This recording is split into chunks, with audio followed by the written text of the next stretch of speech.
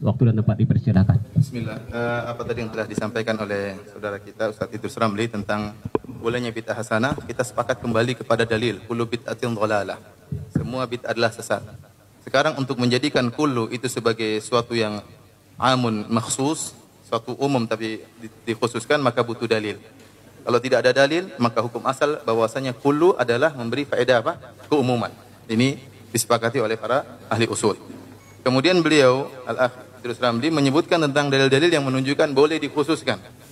Contohnya, ya tadi diantaranya seperti dalil man sanna fil Islami sunnatan hasanatan. Dia mengatakan namanya sanna dalam bahasa Arab itu ikhtira', membuat sesuatu yang baru, dan ini tidak benar. Karena telah disebutkan oleh Al-Azhari, salah seorang ulama Syafi'iyah besar ahli lughah yang hidup pada tahun abad keempat, wafat 370 kalau tidak salah, dalam kitabnya Tahdzibul Lughah menyebutkan bahwasanya makna sanna bukan artinya menciptakan, tapi memulai. Ya, man ibtada al-amra, ya barang siapa yang mulai suatu perkara, ya kemudian fatabi'ahu ghairuhu au diikuti oleh orang selanjutnya. Ini disebut dengan apa?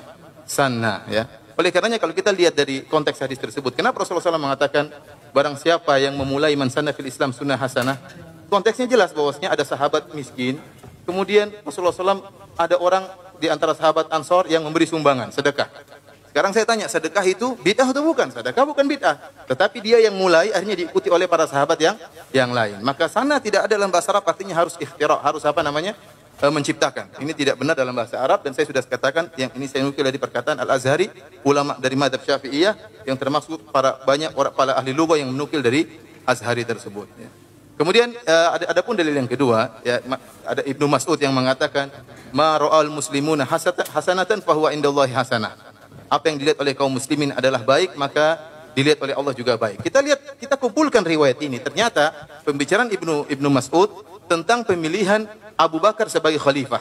Abu Bakar sebagai khalifah. Tatkala itu para sahabat sepakat bahwasanya Abu Bakar adalah khalifah. Sehingga Ibnu Mas'ud mengatakan bahwasanya apa yang dikatakan dilihat oleh kaum muslimin yaitu para sahabat sebagai kebaikan, maka itu kebaikan. Karenanya banyak ulama yang menyebutkan hadis ini untuk masalah ijma'.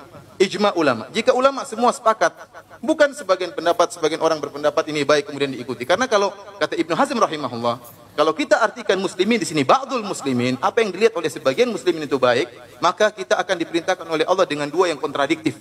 Kenapa? Karena bid'ah selalu begitu, ada yang memandang baik, ada yang memandang buruk. Ada yang memandang baik, ada yang memandang buruk. Kalau gitu kita ikut pandangan yang mana?